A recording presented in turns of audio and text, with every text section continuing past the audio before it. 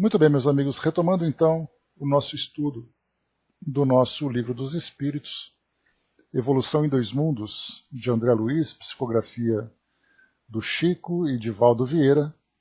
Nós estamos na primeira parte, capítulo número 13, Alma e Fluidos.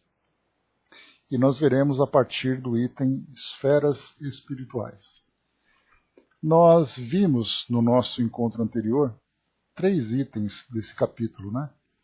Fluidos em geral. André Luiz trouxe para nós a ideia de fluido, né, da matéria, das moléculas agregadas. Falou também sobre o fluido vivo, agora tratando no plano espiritual, principalmente, né, fluidos que são presentes em todo o cosmo e também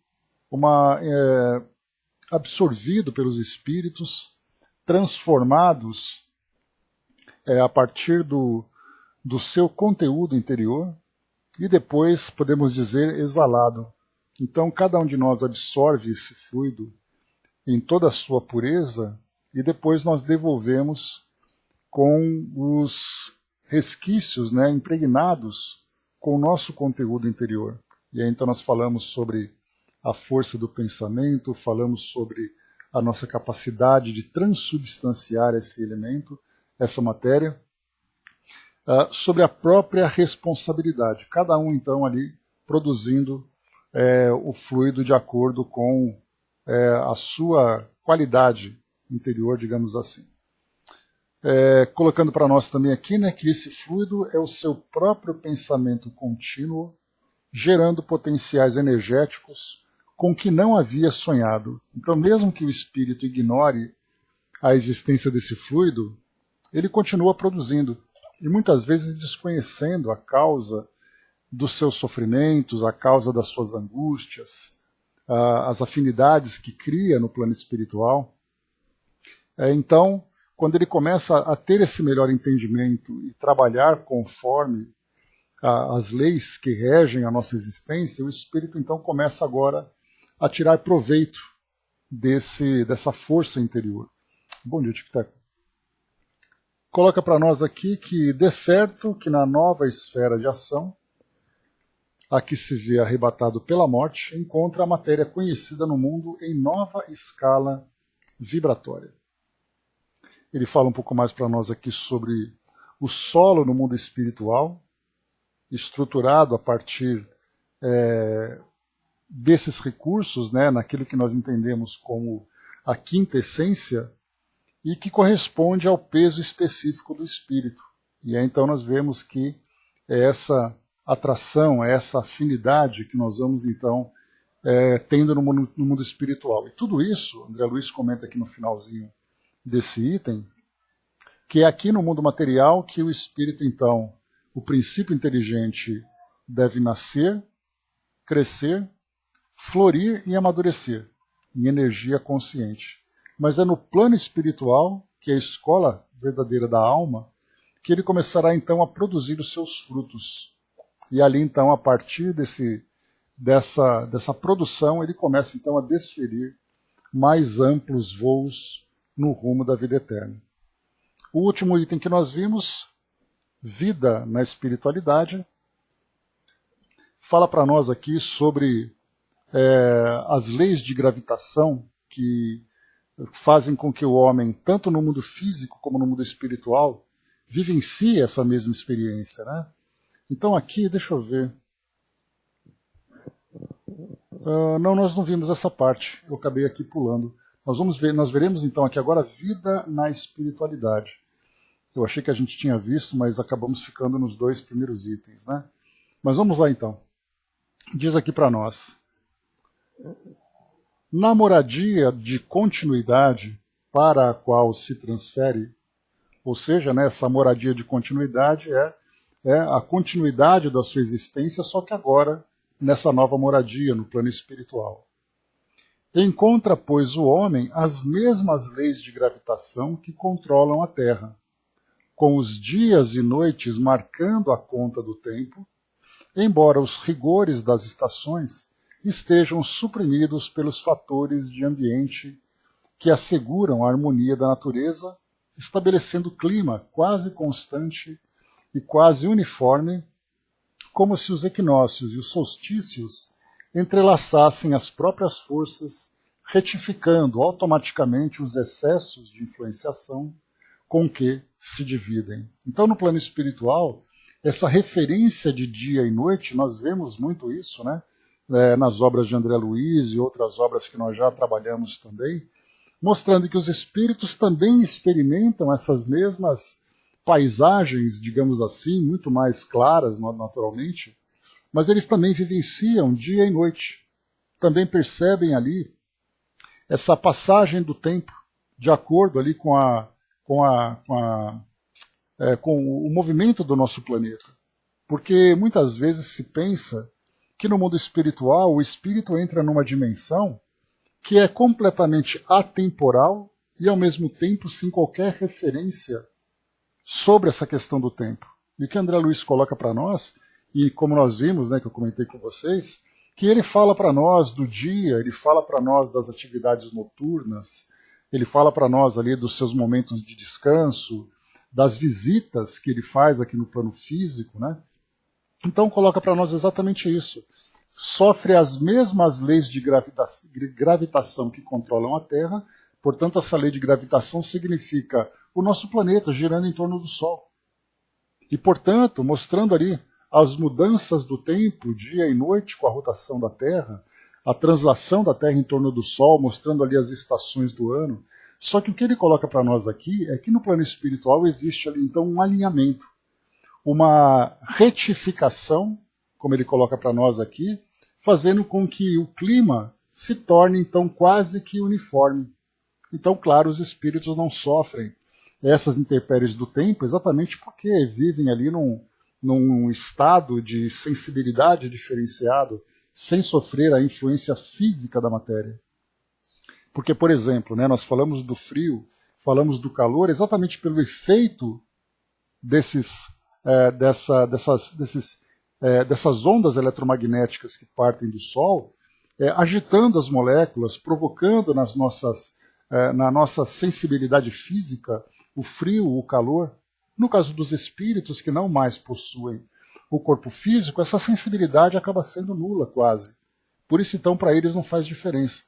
Pelo menos para aqueles que, mentalmente adaptados e equilibrados no plano espiritual, né, se distanciam dessas impressões no mundo físico. Mas ele coloca para nós, então, que dias e noites marcando a conta do tempo. Então, a percepção do tempo para os espíritos pode ser diferente, mas a realidade que eles estão vendo, né, dessas mudanças no tempo aqui no nosso planeta, todos eles têm essa percepção. E continua aqui para nós. Deixa eu só ver rapidamente aqui. O soldado colocou, né, só considerando que colônias e umbrais ficam em espaços diferentes, sendo esse último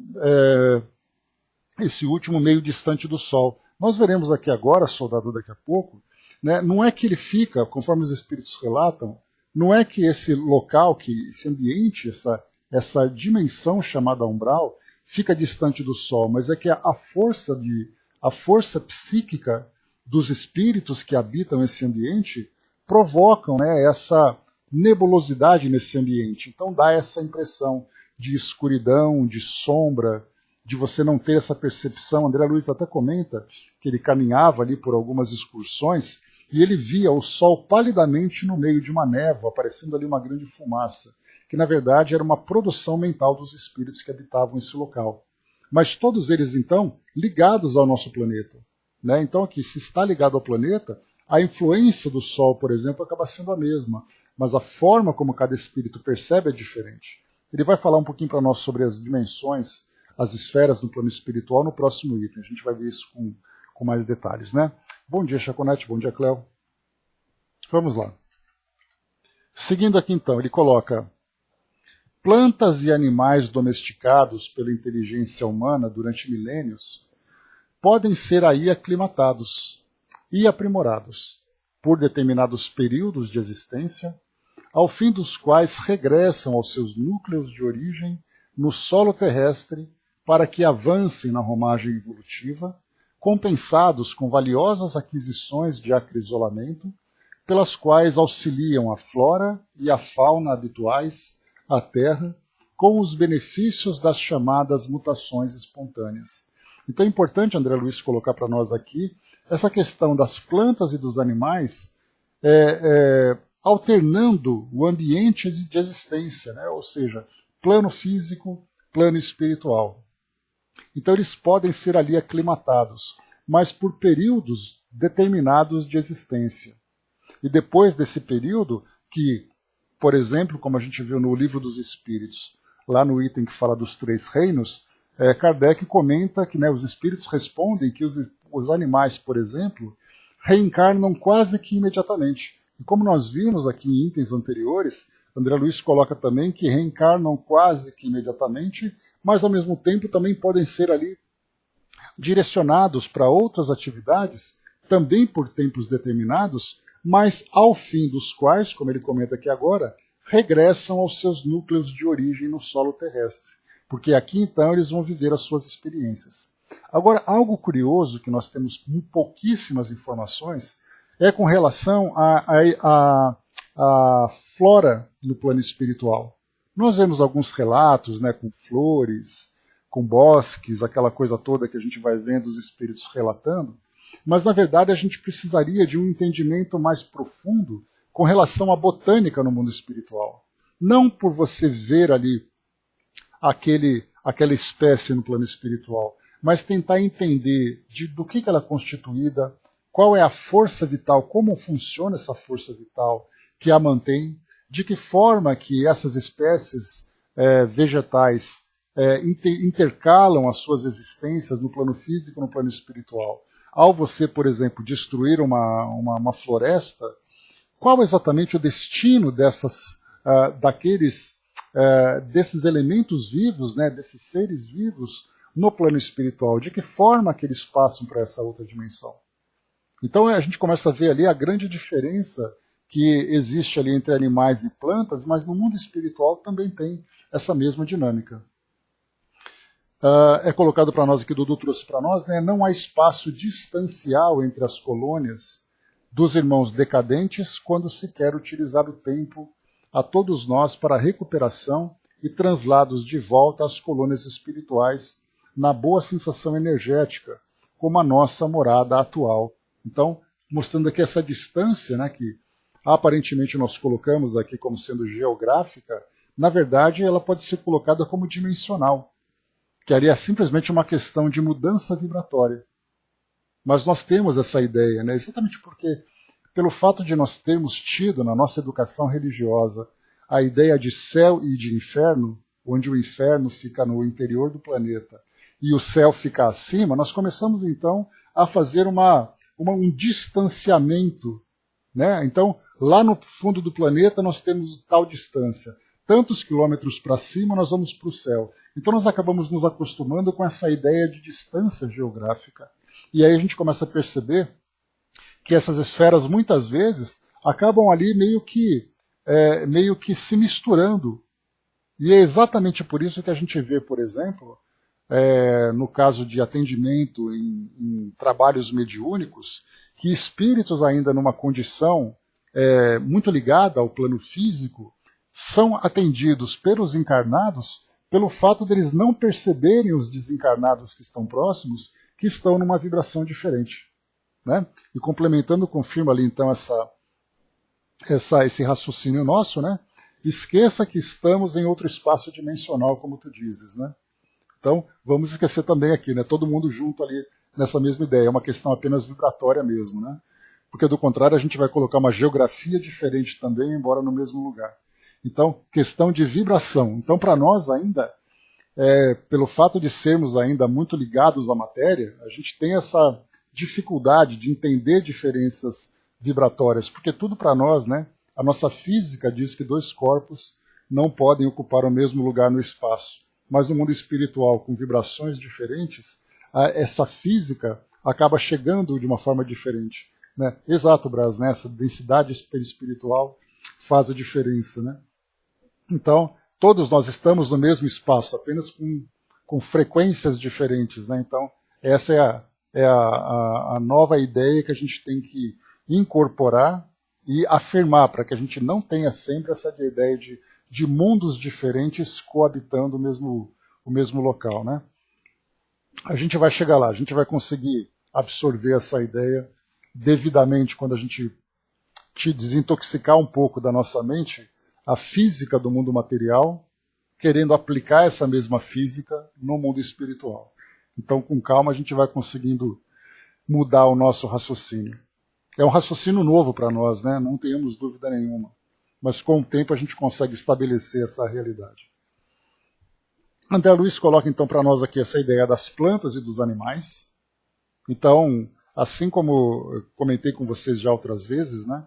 Ficamos imaginando, né, quem são os veterinários do mundo espiritual, os botânicos, os biólogos que tratam dessas espécies, né, que são ainda inferiores nessa escala evolutiva, no modo como elas são tratadas no plano espiritual. De que modo que os efeitos que nós provocamos aqui no plano físico, como nós já vemos, né, no caso das queimadas, da destruição, das matanças e tudo mais, de que modo que isso repercute no plano espiritual.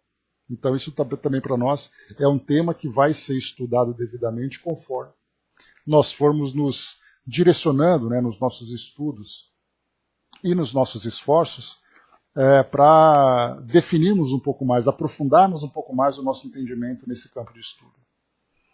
E ele diz ainda, as plantas, pela configuração celular mais simples, atendem no plano extrafísico à reprodução limitada, aí deixando descendentes que mais tarde volvem também à leira do homem comum, favorecendo, porém, de maneira espontânea, a solução de diferentes problemas que lhe dizem respeito, sem exigir maior sacrifício dos habitantes em sua conservação. Então a gente vê que no plano espiritual, essa flora é trabalhada, colocada aqui, né, que as plantas, atendem no plano espiritual a reprodução limitada, deixando aí, ou seja, nesse plano extrafísico, descendentes que mais tarde são trazidos aqui no mundo material. Então, da mesma forma que nós vimos nos capítulos iniciais, mostrando para nós ali que as espécies, então, vão passando por transformações, vão se tornando daqueles seres mais simples, unicelulares, até seres pluricelulares mais estruturados, nós vemos que essa mudança não acontece apenas no automatismo biológico, acontece com transformações também na sua constituição fluídica. E essas transformações acontecem no plano espiritual e não aqui. Mas a nossa visão voltada apenas para o mundo material faz com que nós acreditemos que tudo isso só acontece aqui no mundo físico. As espécies nascem, crescem, se transformam, morrem somente no mundo físico. E agora a gente começa a perceber, não os bastidores do mundo espiritual, mas a realidade do mundo espiritual atuando sobre todas essas espécies, promovendo então essas mudanças necessárias e depois fazendo com que elas então surjam aqui no mundo físico. Então primeiro no plano espiritual, depois são trazidas aqui para o mundo físico. E aí coloca, né, favorecendo, porém, de maneira espontânea, a solução de diferentes problemas que lhe dizem respeito. Então é a combinação entre aquilo que acontece fluidicamente na estrutura desses princípios espirituais e, ao mesmo tempo, respeitando a lei natural aqui do nosso mundo físico, em que a biologia também promove ali, né, faz ali a sua parte. Então essa combinação entre mundo físico e mundo espiritual, em cada ambiente ali, as leis sendo aplicadas.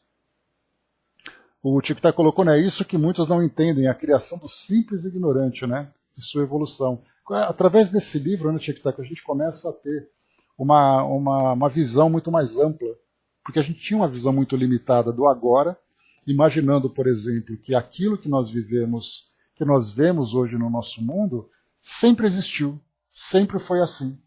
Apesar da gente ler coisas do mundo espiritual, do início da formação do nosso planeta e tudo mais. Mas agora, quando a gente começa a fazer esse estudo mais detalhado e seguindo esse caminho que André Luiz apresenta para nós, a gente começa a ter uma ideia muito mais profunda da complexidade dessas transformações, né? Isso que é bem bacana da gente ver. Dudu colocou, né? A nossa botânica é de uma riqueza incomparável. As nossas flores são tão lindas e perfumadas que há uma enorme diferença entre a sua flora vegetal, por ser o meio material, diferente do que mostra a nós onde vivemos por ora. Né? Então, exatamente trazendo para nós, obrigado pela contribuição aqui com a gente, mostrando exatamente isso. Né? Então, da mesma forma que nós temos, né, os profissionais aqui do mundo físico que chegam no mundo espiritual e acabam se aprofundando nos temas de interesse, como, por exemplo, né, um historiador, um médico. Imaginemos, então, os botânicos, né, que se deslumbram com essa nova flora, e da mesma forma que André Luiz, aí é que a gente acha bem interessante, que André Luiz, quando ele chegou no mundo espiritual, lá em Nosso Lar, a primeira coisa que ele fez foi se apresentar como médico. E a orientação foi, né, a medicina que você conhece não serve aqui.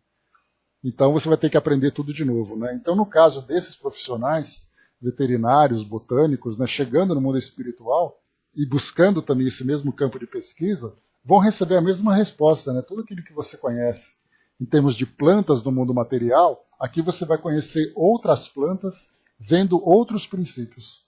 E aí vem essa sempre grande surpresa, né?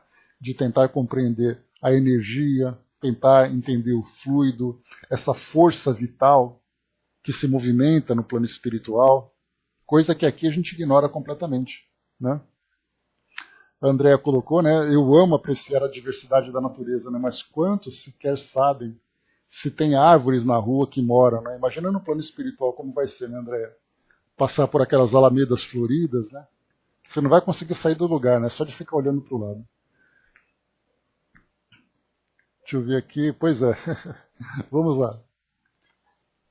Ao longo dessas vastíssimas regiões de matéria sutil que circundam o corpo ciclópico do planeta, lembra que corpo ciclópico, né, é o corpo físico, o corpo rochoso do planeta, né, com extensas vastas zonas cavitárias, olha só as cavernas aqui do mundo físico, né, sob as linhas que lhe marcam o início de aproveitamento, qual se observa na crosta da Terra, a estender-se da superfície continental até o leito dos oceanos. Começam as povoações felizes e menos felizes, tanto quanto as aglomerações infernais de criaturas desencarnadas, que, por temerem as formações dos próprios pensamentos, se refugiam nas sombras, receando ou detestando a presença da luz. Aí, soldado, esse parágrafo aqui trata desse comentário que você fez. Então ele coloca para nós, né? Olha só, mais uma vez, ao longo dessas vastíssimas regiões de matéria sutil que circundam, então é esse ambiente que circunda o nosso planeta. Então é esse ambiente fluídico dessa matéria sutil. Ele coloca nessas regiões com extensas zonas cavitárias, ou seja, aquelas zonas de muitas cavernas, né?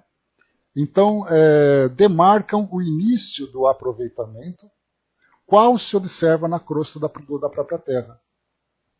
Aí se estende desde a superfície continental, ou seja, desde do nosso da camada sólida até a profundeza dos oceanos, ou seja, toda essa parte física do nosso mundo material acaba sendo coabitado por essa dimensão espiritual, essa dimensão fluídica, trazendo estruturas semelhantes, onde dentro dessas zonas cavitárias que ele coloca para nós, essas aglomerações infernais de criaturas desencarnadas que acabam se escondendo. Então a gente já viu alguns livros, alguns relatos, até mesmo André Luiz fala sobre isso, e outras obras que trazem para nós relatos parecidos, que para nós, a princípio, parece algo fantasioso.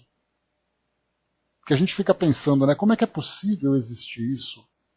Como é que é possível essas estruturas e esses seres habitarem esses locais? Então nós temos muitos relatos que falam para nós de seres que mudaram a sua forma, mudaram a sua estrutura, que habitaram abismos e tudo mais, e a gente pensa nisso como fantasia. E André Luiz mostra para nós que isso é uma realidade. Talvez a forma como os espíritos relatam isso para nós dá essa impressão de fantasia.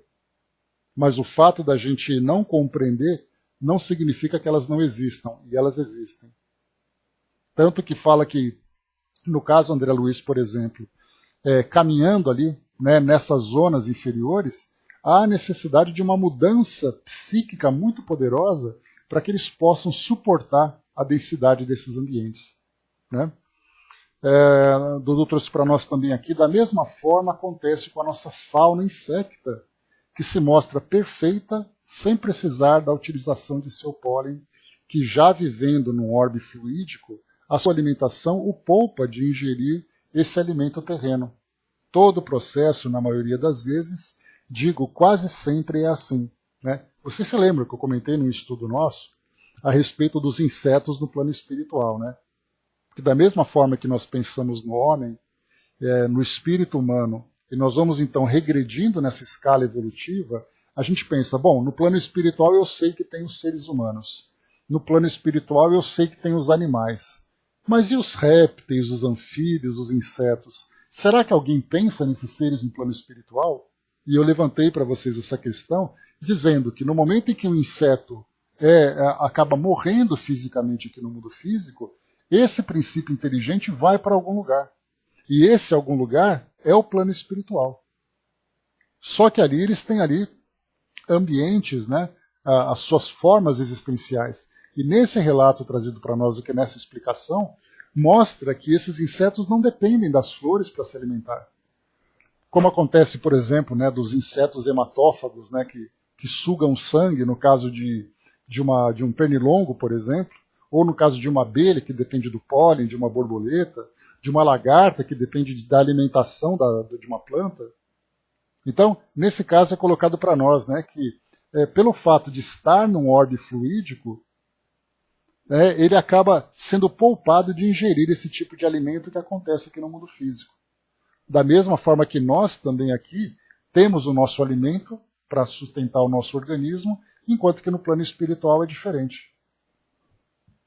Claro que há mudanças vibratórias e fluídicas em dimensões diferenciadas, em cada vivência desse ser espiritual que vive onde ele foi designado para estar nesse momento. Né? Então mostra essas mudanças vibratórias também. Né? Nossa, a gente vai descobrindo um mundo fantástico no mundo espiritual conforme a gente vai aprofundando o nosso entendimento. Né? A gente sai um pouco daquela estrutura básica e a gente começa a sair do básico e começa a se aprofundar no detalhamento dessa estrutura. E aí então a gente começa a ficar cada vez mais deslumbrado de perceber como a grandiosidade que é o mundo espiritual e os seres que habitam, cada um dentro da sua faixa vibratória. Né? Muito bacana. Tiquetá colocou, né, se fôssemos concluir, diríamos que a evolução se dá primeiro no mundo espiritual. Né? Eu não diria se fôssemos concluir, a gente pode colocar isso como uma conclusão já, né, Tiqueteco? Que a gente percebe que é o mundo espiritual onde as coisas acontecem e elas se reproduzem aqui no mundo físico. Lá realmente é o mundo primário e aqui acaba sendo apenas ali a continuidade. Né? Avançando aqui então, próximo item, esferas espirituais. Vamos entender aqui então como funcionam essas esferas.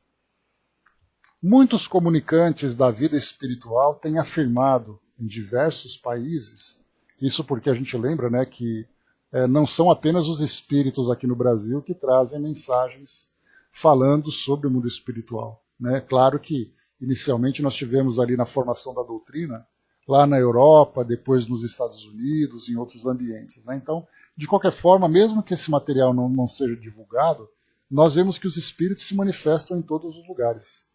E em cada local, cada um traz ali o seu depoimento, relata o seu modo de viver, o local onde vive, enfim, a sua condição. Né?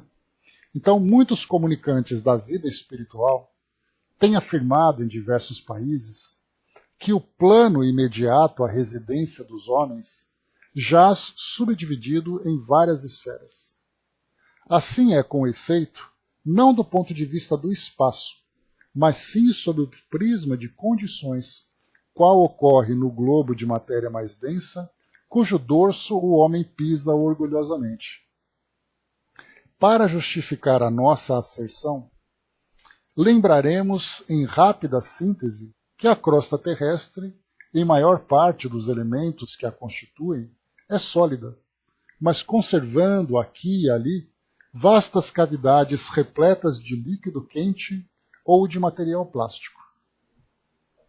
Guarda o orbe grande núcleo no seio, em que podemos considerar como sendo plasmado num aço de níquel natural, revestido por grossa camada de rocha basáltica, medindo 2.000 quilômetros, aproximadamente de raio, no topo do qual, aqui e acolá, surgem finas superfícies de rocha granítica, entre as quais a face basáltica está recoberta de água. Aqui ele está falando sobre essas camadas sólidas que tem no nosso planeta, no caso, por exemplo, o fundo dos oceanos, ou mesmo aqui a nossa camada sólida do continente, né? Mais ou menos nessa superfície reside a zona mais apropriada para indicar o limite do solo, que é, consequentemente, o leito do oceano. Então a gente poderia imaginar, para facilitar o nosso entendimento, que toda a água dos oceanos fosse retirada, temporariamente, para a gente manter a beleza do planeta, né? Mas tirando toda essa água, nós veríamos a Terra como sendo ali aquele corpo sólido. Mas aí a gente, claro, isso já é aprendido nas escolas e tudo mais, que essa solidez ela se dá apenas nessa camada mais superficial. Mas por dentro nós temos ali todo o magma, temos o núcleo, né, desse níquel em estado líquido que se encontra ali em pleno movimento e em plena ebulição. Então ele coloca para nós aqui, né, nesse caso na camada mais superficial. Temos, desse modo, os continentes do mundo como ligeira película. Então essa película nós podemos imaginar que o nosso planeta é como se fosse um ovo, em que a casca é onde nós habitamos e toda a parte interior dele é essa parte líquida. Então essa camada bem fininha que é a casca é exatamente a crosta aqui do nosso planeta.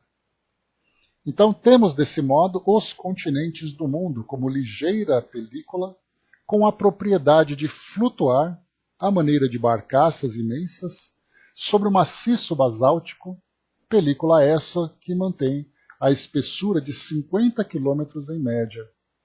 Então a gente lembra ali que essa deriva continental, que é chamada, é essa movimentação das placas tectônicas. E aí nessa movimentação nós temos ali nas fendas, né, entre as placas, os vulcões, nós temos ali os terremotos por causa do impacto, né, dessas placas, mas exatamente essa grande movimentação. E é uma necessidade do planeta, porque se fosse aquele corpo sólido, seria uma pressão tão grande no fundo, no interior do planeta, que traria para nós uma dificuldade muito grande para a sustentação dessa estrutura que nós temos hoje. Então, quando ele coloca para nós esses continentes que flutuam, feito barcaças, é exatamente essas placas tectônicas que nós estudamos na geografia. Encontramos assim, na constituição natural do planeta, desde a barisfera à ionosfera, múltiplos círculos de força e atividade na Terra, na água e no ar, tanto quanto nos continentes identificamos as esferas de civilização e nas civilizações as esferas de classe, a se totalizarem numa só faixa no espaço. Então, da mesma forma que ele faz uma comparação na estrutura física e química do nosso planeta, falamos também nessa estrutura nas esferas de civilização, onde nós temos ali grupos em camadas sociais diferentes, com características diferentes, mas todos eles ocupando essa mesma faixa no espaço. Dudu colocou para nós também aqui, trazendo mais uma colaboração, muito obrigado. Quero dizer que estamos apenas mostrando o que acontece no mundo orbitante em que moramos. Haverá, como disse antes, uma mudança substancial na estrutura de cada moradia. E essa posição dos fluidos podem ser alteradas de cada lugar a ser habitado. A sintonia com nós no plano espiritual precisa ser empática e totalmente vibracional para que alguns não deixem de formar em seu pensamento um movimento na razão que possa tornar o que é relatado como algo que não compete ao que seu estudo traz a vocês e a nós aqui. né? Então, aqui o que ele coloca para nós, deixa eu só ver aqui.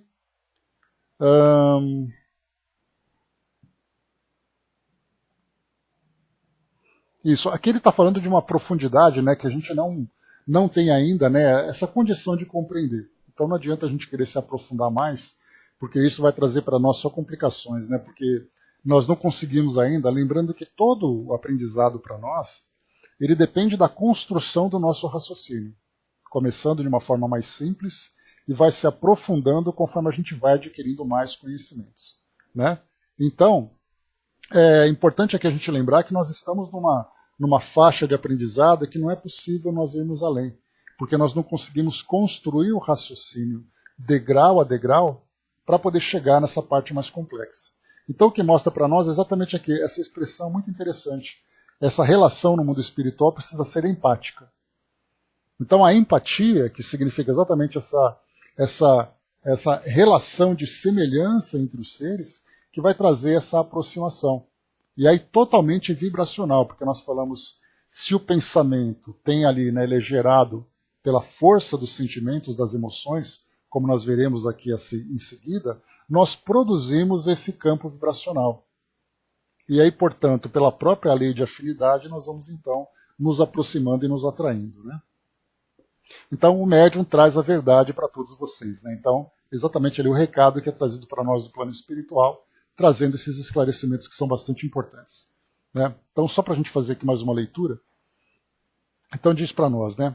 Haverá, como disse antes, uma mudança substancial na estrutura de cada moradia. E essa posição dos fluidos podem ser alteradas em cada lugar a ser habitado. Então a gente lembra que essa posição dos fluidos trata exatamente dessa questão de densidade de vibração.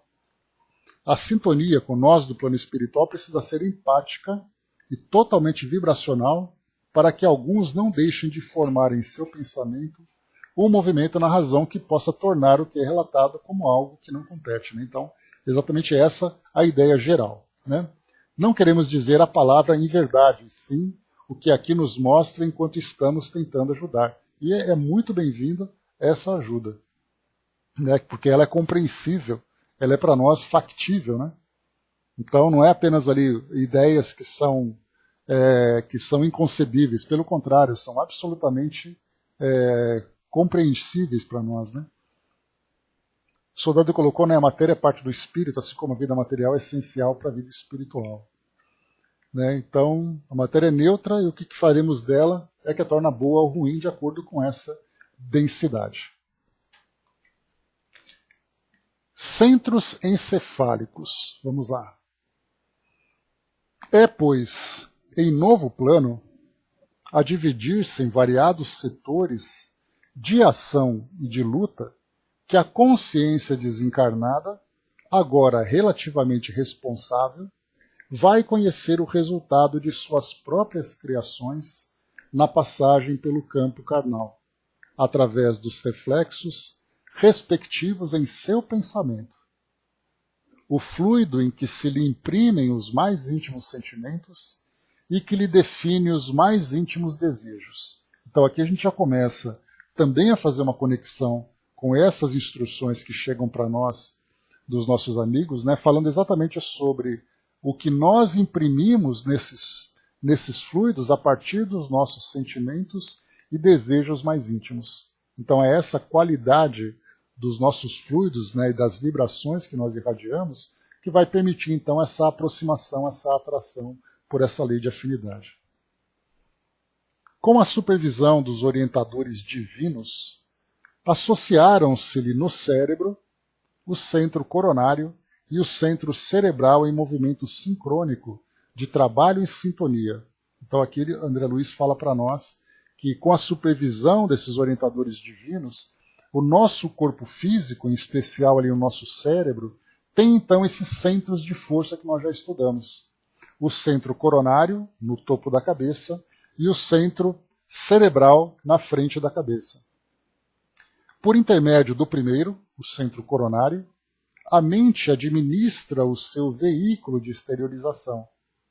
Então, nesse caso aqui, a gente tem a mente, significa a mente produz o desejo, produz a vontade, e aí então ela movimenta o corpo físico para a satisfação dos seus interesses, sejam eles quais forem, dos mais nobres até os mais inferiores, utilizando-se a rigor do segundo que lhe recolhe os estímulos, transmitindo impulsos e avisos, ordens e sugestões mentais aos órgãos e tecidos, células e implementos do corpo por que se expressa. Então vemos ali os dois centros de força, responsáveis então, primeiro, para receber os impulsos da mente, e o segundo, para controlar o nosso corpo. Aqui, né, nesse caso, influenciando os órgãos, os tecidos, células e implementos do corpo. E assim como o centro cerebral se representa no córtex encefálico por vários núcleos de comando, controlando sensações e impressões do mundo sensório, o centro coronário, através de todo um conjunto de núcleos do diencéfalo, possui no tálamo, para onde confluem todas as vias aferentes à cortiça cerebral, com exceção da vida do olfato, que é a única via sensitiva de ligações corticais que não passa por ele. Depois André Luiz aqui traz, inclusive, um comentário de rodapé. Devemos esclarecer que a via olfatória não passa pelo tálamo, contudo mantém conexões com alguns núcleos talâmicos através de fibras provenientes do corpo mamilar situado no hipotálamo. Então aqui a observação do próprio André Luiz. Mas aqui então vamos em frente, né? Vasto sistema de governança do espírito. Aí nessa delicada rede de forças, através dos núcleos intercalados nas vias aferentes, através do sistema talâmico de projeção difusa e dos núcleos parcialmente abordados pela ciência da Terra, parcialmente abordados, né, ele coloca aqui, quais os da linha média que não se degeneram após a extirpação do córtex, segundo experiências conhecidas, verte o pensamento ou fluido mental, por secreção sutil, não do cérebro, mas da mente. Quando ele fala sobre essa secreção sutil, é aquilo que ele então expele, né? Que ele secreta. E essa secreção, fluido que influencia primeiro, por intermédio de impulsos repetidos, toda a região cortical e as zonas psicossomático-somatosensitivas, vitalizando e dirigindo todo o cosmo biológico para, em seguida, atendendo ao próprio continuismo de seu fluxo incessante, espalhar-se em torno do corpo físico da individualidade consciente e responsável pelo tipo, qualidade e aplicação do fluido, organizando-lhe a psicosfera ou halo psíquico, qual ocorre com a chama de uma vela, que, em se valendo do combustível que a nutre, estabelece o campo em que se lhe prevalece a influência. Vocês se lembram que essa expressão, que eu comentei com vocês outras vezes, a psicosfera, que é o que André Luiz traz para nós. E ele fala desse halo psíquico. E aí então ele comenta, né, ele traz como uma ilustração a vela. Quando nós olhamos para uma vela acesa, num ambiente escuro, nós vemos aquele halo de luz em torno da chama. Esse mesmo halo de luz, André Luiz coloca para nós como psicosfera, aquela esfera psíquica em torno do indivíduo, que vai exatamente refletir a qualidade do seu pensamento, a qualidade dos seus valores, dos seus sentimentos.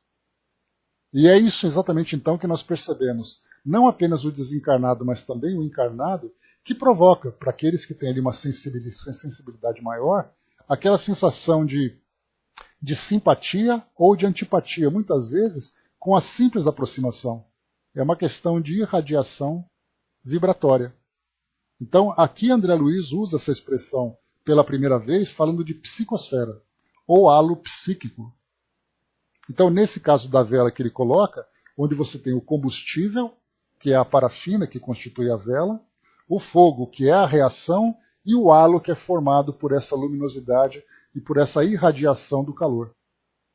No nosso caso, nós temos a nossa mente, que traz ali também dos impulsos que produzem, né, dos sentimentos e dos desejos, e depois irradiando esses fluidos em torno dela, formando ali em torno do espírito essa quantidade de fluidos que ficam ali concentradas em torno dele. Ou seja, se fosse, né, como eu já trouxe para vocês uma outra vez para facilitar o nosso raciocínio, se o nosso pensamento exalasse algum tipo de cheiro, né, esse perfume ou esse odor iria nos acompanhar onde quer que nós estivéssemos. E aí nós estudamos aquela vez, vocês lembram, né, um artigo bem bacana que nós estudamos, né, e se o pensamento tivesse cheiro? Qual seria o cheiro das nossas ideias? E aí então, né, de uma forma bastante poética, a autora do artigo falava, né, que quando ela lembra da avó dela, ela lembra de pão que sai do forno. Aquele cheiro gostoso, né? Então, quando ela pensa em alguma coisa, ela pensa no perfume daquela flor. E aí a gente pode expandir um pouco mais essa nossa interpretação, falando exatamente de acordo com os pensamentos que nós produzimos de qualidade inferior, nós temos ali odores, né, odores fétidos, odores pútridos, né? Exatamente porque é nesse padrão vibratório que nós nos estabelecemos. Então, quando nós temos um ensinamento do Evangelho que diz para nós, com os ensinamentos de Jesus, vigiai e orai, é exatamente para que a gente possa manter esse padrão numa qualidade positiva, para que a gente possa manter o perfume do nosso pensamento, o odor do nosso pensamento, numa qualidade de perfume. E é a mesma coisa que ele traz para nós aqui, em vez de falarmos deste odor que exala do nosso pensamento, nós falamos da qualidade fluídica dessa psicosfera. Esse fluido, ou matéria mental, tem a sua ponderabilidade. Ou seja, ele pode ser mensurado. Né? Para nós não, porque para nós o fluido mental é algo muito abstrato, embora nós entendamos ali a sua existência, a sua presença, pelos efeitos que ele provoca. Mas para os espíritos, essa é uma matéria mental que pode ser, que tem a sua ponderabilidade, ela tem peso, tem medida. Então, esse fluido ou matéria mental tem a sua ponderabilidade e as suas propriedades quimio-eletromagnéticas. Aí o químio, a gente lembra que André Luiz coloca lá nos fluidos gerais, que foi o primeiro tema que nós estudamos nesse capítulo, dizendo que no mundo espiritual nós temos aqueles elementos que são infra-hidrogênio e supra-plutônio. Por quê? Porque nós temos ali urano, desculpem. Então, é o urano e você tem o hidrogênio, que é o primeiro e o último elemento natural da nossa tabela periódica. E no mundo espiritual existem elementos que são mais leves que o hidrogênio e também mais pesados que o plutônio, que o urânio, né? Então, por isso, essas propriedades quimio-eletromagnéticas. Então, na sua constituição química, com essa estrutura que nós não conhecemos, pelo fato de nós só termos ali contato com esses elementos materiais que nós encontramos aqui no nosso mundo, e eletromagnéticas, pela força, né, pelo fluido que compõe esse elemento, que traz essa propriedade eletromagnética. Então, tanto tem a sua ponderabilidade e as suas propriedades quimioeletromagnéticas específicas, definindo-se em unidades perfeitamente mensuráveis, ou seja, pode ser medido, qual acontece no sistema periódico dos elementos químicos. Porque se nós temos ali, na tabela periódica, a capacidade de vermos ali a massa molecular ou a massa atômica de um determinado elemento, que por mais que seja ali, né, um 0, tantos zeros depois ali, de decimais, de tão pequeno que é, por menor que seja, ele acaba sendo mensurado. Nós podemos ver ali, né, a massa atômica de um determinado elemento. Assim também no plano espiritual, pelo fato dessas substâncias serem identificadas, elas também podem ser mensuradas.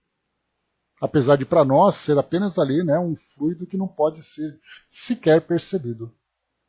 Mas então ele pode ser mensurado, como acontece nesse sistema periódico dos elementos químicos no plano terrestre, compreendendo-se que em círculos da inteligência mais evoluída, surpreendentes combinações dos fatores conhecidos podem ser efetuadas com vistas a certos fins, como sucede atualmente na Terra, onde elementos como Netuno, Plutônio, o ameriço e o cúrio podem ser artificialmente produzidos. Então ele está dizendo que no plano espiritual, nesses círculos de inteligência mais evoluída, eles conseguem fazer combinações criando novas substâncias. Porque nós temos, né, na nossa tabela periódica, aqueles elementos naturais e aqueles elementos artificiais. Porque nós temos químicos, por exemplo, que fazem experiências em laboratório, usando equipamentos, técnicas, elementos, substâncias, e eles então criam uma nova substância. E o curioso é que muitas vezes eles nem sabem para que serve. Mas eles conseguiram, através daquela combinação, ter uma nova estrutura. Então eles catalogam essa estrutura dizendo, olha, esse aqui é um novo elemento químico que foi criado intencionalmente ou acidentalmente no laboratório, mas que não tem ainda uma aplicação prática. No plano espiritual, eles também fazem essas combinações por processos que nós sequer compreendemos, mas são capazes de criar também outras substâncias. E essas substâncias são aplicadas nessa estrutura do plano espiritual, né? Com certeza fazem, soldado, com certeza fazem. Então, se a gente acha, né, que as experiências e descobertas são feitas apenas aqui no plano material, o que nós vemos é que vem de lá para cá, dentro daquele mesmo circuito que nós combinamos há pouco, né, que nós vimos há pouco.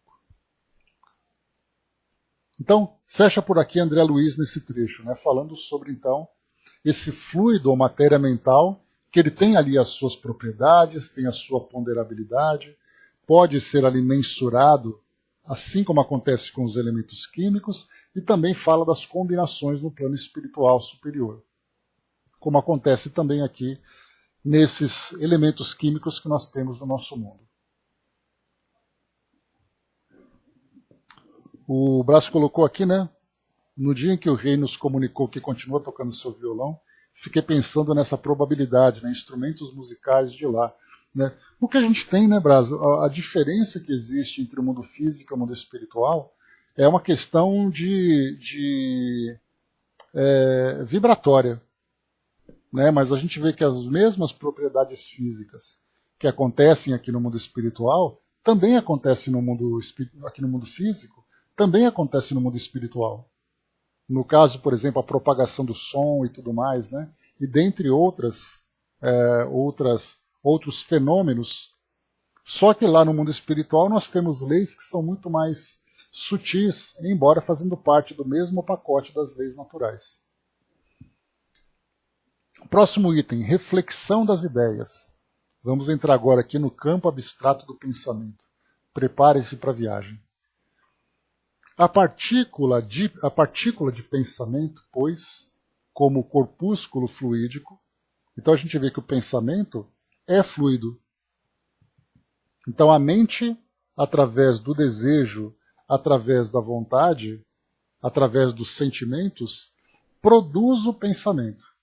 E esse pensamento é impregnado, então, com a qualidade daquilo que nós produzimos.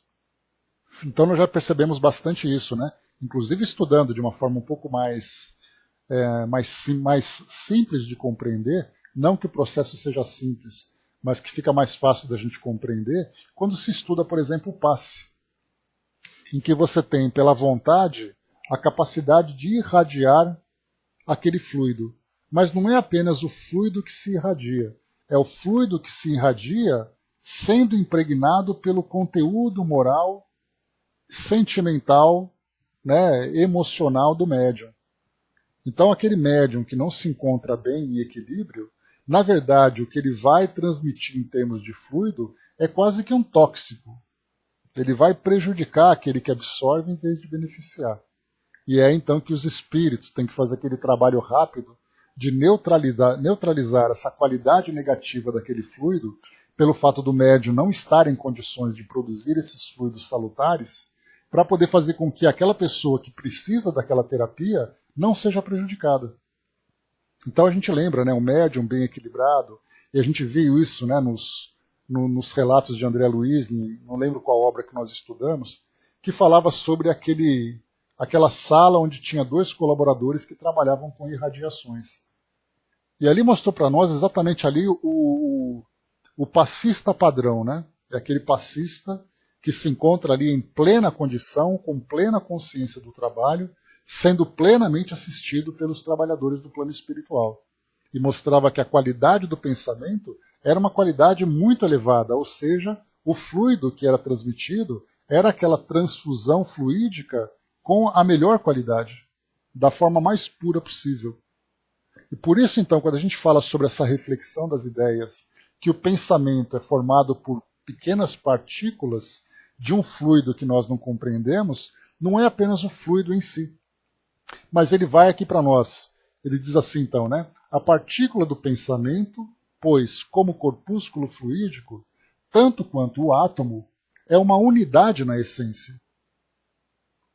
Para subdividir-se, porém, em diversos tipos, conforme a quantidade, qualidade, comportamento e trajetórias dos componentes que a integram. Então vemos que o pensamento, na verdade, é um fluido constituído por elementos e propriedades que são, na verdade, né, atribuídas pelo próprio ser pensante, pela mente daquele indivíduo. E ele diz aqui para nós, e assim como o átomo é uma força viva e poderosa na própria contextura, passiva, entretanto, diante da inteligência que a mobiliza para o bem ou para o mal, aí nesse caso ele coloca, né, primeiro que o átomo ele é uma força passiva, ele é um elemento na natureza. A forma como nós vamos aplicar esses átomos, né, esses elementos, vai depender da nossa vontade. De uma forma bem simplesinha, nós temos ali, como eu coloco para vocês, a faca. A faca pode ser um instrumento de trabalho, pode ser ali uma ferramenta para a nossa alimentação, como pode ser a arma de um crime. A faca é simplesmente a faca. Da mesma forma, nós temos os elementos na natureza. Quando nós, então, lembramos que existe aquela expressão chamada de intelectualizar a matéria. Ou seja, nós pegarmos aquela matéria, que ela é bruta e neutra, extraída da natureza, e nós, então, aplicamos a ela uma força transformadora que vai fazer com que ela se transforme naquilo que nós desejamos. Eu posso pegar um elemento químico da natureza e transformar em remédio, como eu posso pegar esse elemento da natureza, transformar num veneno, transformar num tóxico. Ou seja, eu intelectualizei a matéria e dei a ela um atributo moral, de acordo com a função que ela vai ser aplicada. Por isso, então, diante da inteligência que mobiliza para o bem ou para o mal. E depois ele reforça isso para o átomo. Para a partícula do pensamento, embora viva e poderosa na composição em que se derrama do espírito que a produz, ela é igualmente passiva perante o sentimento que lhe dá forma e natureza para o bem ou para o mal, convertendo-se por acumulação em fluido gravitante ou libertador, ácido ou balsâmico, doce ou amargo, alimentício ou esgotante, vivificador ou mortífero, segundo a força do sentimento que o tipifica e configura, nomeável, a falta de terminologia equivalente, como raio da emoção, ou raio do desejo. Força essa que lhe opera a diferenciação de massa e trajeto, impacto e estrutura. Exato, Tic-Tac, porque ele coloca para nós aqui que a matéria ela é neutra, a inteligência ela é a força propulsora, mas de acordo com a influência que o indivíduo recebe, ela vai sem dúvida nenhuma ser também influenciada e manipulada, né? Mas o que a gente lembra é que a responsabilidade daquele que produz, a responsabilidade é daquele que produz. Então a gente mostra que o pensamento, né? Pois é, Brás. Então a gente vê que o pensamento é essa força que se irradia de todos nós. Nós estamos constantemente produzindo o pensamento. Nós não conseguimos parar de pensar. A questão que nós colocamos não é nem o conteúdo do que nós estamos pensando. Não importa muito ali sobre o que eu estou pensando, mas qual é a qualidade desse pensamento a partir desse pensamento que eu produzo. A partir desse conteúdo que eu tenho. Porque nós podemos pensar num local, só para a gente ter uma ideia para poder ilustrar um pouco, eu penso numa pessoa. Aquela pessoa pode gerar em mim uma qualidade positiva ou negativa, de acordo com a simpatia ou antipatia que eu tenho. E a gente vê que nos tempos atuais, em que nós temos ali a tecnologia aproximando as pessoas, redes sociais e tudo mais, nós vemos notícias, nós vemos imagens, e nós estamos constantemente, como já é natural, produzindo esses pensamentos, e essas influências que nós recebemos desse meio exterior, dessas comunicações, vão dar então qualidade para o nosso pensamento. E é aí que é bastante curioso que a gente começa agora a utilizar essa definição que André Luiz traz para nós, essa base teórica, para o trabalho que a gente faz, por exemplo, no atendimento fraterno. A gente recebeu algumas vezes, em algumas solicitações, pessoas que nessa época de pandemia, isolamento social e tudo mais, as pessoas dizem assim, estou vivendo uma ansiedade muito grande, porque tudo aquilo que a gente vê de notícia é sempre algo trágico. Qual é a nossa orientação? Para de ver as notícias. Porque as pessoas ficam então o tempo todo se alimentando com aquele conteúdo, gerando dentro dela própria esse fluxo tão negativo. Porque Leon Denis fala para nós que o pensamento, na verdade Joana de Ângeles, ela fala que o pensamento, a prece, ela produz em nós, né, um fluxo de energias, de fluido no nosso organismo, que vai trazer para nós essa resposta positiva. Se a prece tem esse poder de nós nos concentrarmos, mudarmos a qualidade do nosso pensamento, elevarmos ali essa nossa vibração, vai fazer com que o nosso corpo responda positivamente a tudo isso. Então eu falava para vocês de Joana de Ângeles, que trazia para nós a questão da prece. Então, se nós produzimos, através da prece, essa vibração positiva que traz para nós benefícios para o nosso corpo, a partir do momento em que nós concentramos o nosso pensamento em algo de qualidade inferior, que gera para nós essa vibração inferior, o nosso corpo sofre. Então muitas pessoas ficam doentes pela forma como conduzem os seus pensamentos durante a vida. Eis aí então o grande desafio para todos nós. Dudu colocou, se a gente aqui na Terra precisamos usar ambientes propícios, escuridão, silêncio, um médium apto a materializar no orbe espiritual, como tudo é energia fluídica, acredito que, como o Brás disse, um violão não é materializado. Acredito que esse pensamento de ter essa viola traz a ele isso. E assim faz como qualquer coisa, dependendo de como esses espíritos, se esse espírito se encontra também propício a fazê-lo. Tudo depende da capacidade que o espírito tem de dirigir essa força. Muito obrigado, amigo do bem. Então, tudo depende da forma, do grau de consciência que o espírito tem para produzir isso. Mas isso também não significa que o espírito inconscientemente também produza, porque o plano espiritual ele é fluido, portanto ele é plástico. Ou seja, tudo aquilo que o espírito pensa, cria. De acordo com a capacidade que ele tem, ele vai então criar algo positivo ou algo negativo.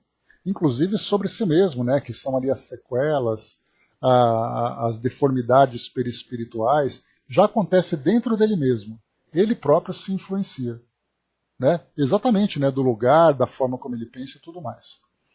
Então a Angelina trouxe para nós, amigo do bem, muito obrigado pela participação conosco aqui hoje.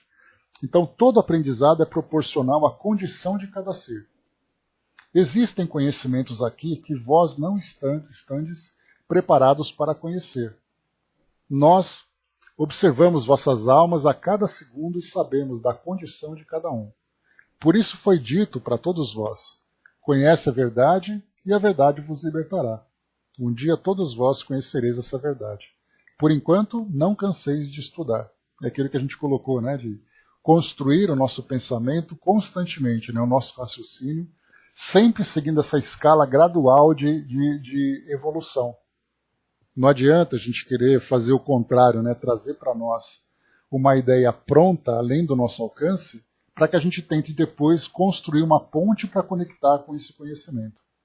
Na verdade, a gente vai construindo gradualmente, conhecendo as coisas, e elas, então, conforme o conhecimento vai se expandindo, a própria verdade vai se revelando gradualmente de acordo com a nossa capacidade. É como se fosse a nossa visão. Conforme a nossa visão vai se aprimorando, a capacidade de ver, de enxergar, vai aumentando. Na nossa inteligência, no que diz respeito a esse campo abstrato do pensamento, é a mesma coisa.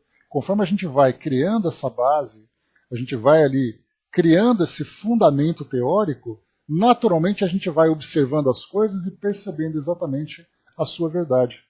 É exatamente o que a gente vê na construção do conhecimento acadêmico.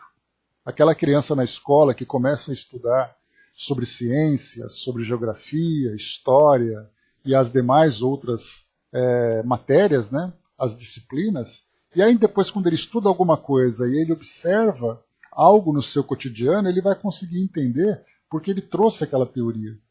No caso do plano espiritual, ele é mais complicado ainda, porque vão sendo trazidos para nós conhecimentos que nós não temos acesso aqui na nossa realidade. Então a gente vai trabalhando essa teoria, as informações vão chegando, os relatos vão descrevendo e a gente vai conseguindo compreender exatamente ali o que significa aquele relato, né? O Brás lembrou ali, por espíritos portugueses, né, Brás, isso lá para 1500, né, logo no comecinho de Nosso Lar, André Luiz recebe essa resposta, né? É verdade. Então, para finalizarmos aqui, meus amigos, rapidamente aqui então nesse trecho que falta, André Luiz coloca para nós então, ele fala sobre o raio da emoção, ou o raio do desejo, que é essa força que opera a diferenciação de massa, ou seja, nessa questão de massa, ele fala sobre a densidade. O trajeto é a direção que nós damos a esse pensamento, o impacto, o efeito que isso causa, né, e essa estrutura, que dá exatamente ali a qualidade desse pensamento. Então, massa e trajeto, impacto e estrutura. É esse raio da emoção ou esse raio do desejo que é projetado pelas nossas mentes, impregnados com essa qualidade. Com o fluido mental, carreiam-se desse modo não apenas as disposições mentosensitivas das criaturas. Mento mental, sensitiva das sensações, né? Então, carreiam-se não apenas as disposições mentosensitivas das criaturas em atuação recíproca, mas também as imagens que transitam entre os cérebros que se afinam pela reflexão natural e incessante, estabelecendo-se as ideações progressivas que, originalmente vertidas dos espíritos superiores, transmitem aos desencarnados da Terra as noções de civilização mais apurada. E por essas mesmas entidades, em contato com as tribos encarnadas do Paleolítico, semelhantes noções descem para o chão planetário, disciplinando as criaturas e ofertando-lhes novos horizontes à visão e o entendimento. Então ele começa a trazer para nós lá em cima, né, que não apenas ali a questão das sensações, das emoções, mas também as imagens que são produzidas. E essas imagens vão nos ajudando, então, né, de cérebro para cérebro, ou seja, a influência que nós exercemos uns sobre os outros, a partir daquilo que nós transmitimos, né? O que eu produzo na mente de vocês e o que vocês produzem em nossas mentes aqui de um modo geral, a partir das qualidades, né? Então, a gente acaba vivendo hoje um momento bastante complicado, como eu coloquei para vocês sobre as redes sociais, essa interação muito rápida que existe entre os indivíduos, nós nos influenciamos com muita facilidade. Eu não preciso dizer nada, basta eu publicar uma imagem. Essa imagem já vai gerar em mim um sentimento, uma emoção. Mas então, a partir do momento em que nós começamos a construir essas imagens, como coloca para nós aqui, por essa reflexão natural e incessante, já começa a facilitar também a recepção dessas ideias que os espíritos superiores vão transmitindo. E ele começa a dizer para nós, né, transmitem aos desencarnados da Terra essa noção de civilização. Foi isso que promoveu lá no início da formação do nosso planeta, né, essa evolução das tribos encarnadas. Então, do mundo espiritual superior, influenciava e transmitia essas ideias para os espíritos mais próximos, e esses espíritos mais próximos, através da reencarnação, através da influência direta, acabavam então transmitindo esses impulsos para favorecer a evolução aqui do nosso planeta. Então, por isso que ele coloca, né? E por essas mesmas entidades, em contato com tribos encarnadas do Paleolítico, ou seja, lá atrás, na época, né, da pedra antiga, semelhantes noções descem para o chão planetário, disciplinando as criaturas, ou seja, levando para ela, impulsionando-a a mudar os seus valores, criando ali aquela sensação de ética, aquela sensação moral, né? E ofertando-lhes novos horizontes à visão e ao entendimento. Então vai também trazendo, projetando na mente dela aquele futuro que ela pode se desenvolver, que ela pode crescer. Muitas vezes o homem acaba desviando essa direção que ele precisa dar pelo fato de ter ali ainda valores inferiores e um raciocínio equivocado, uma lógica equivocada, pelas suas tendências, pela sua inferioridade. Mas a direção é apontada. Pela reflexão das ideias, surge assim, entre as duas esferas, entranhando circuito de forças. Então, formando esse círculo, ligando o mundo espiritual com o mundo físico. Então é isso, meus amigos. Fechando por aqui o nosso estudo, inteligência artesanal é o nosso próximo tema. Depois nós temos aqui plasma criador da mente, para encerrar, então, o nosso estudo com esses dois temas que ficam aqui pendentes por enquanto. Inteligência artesanal, um nome bem interessante, né, que André Luiz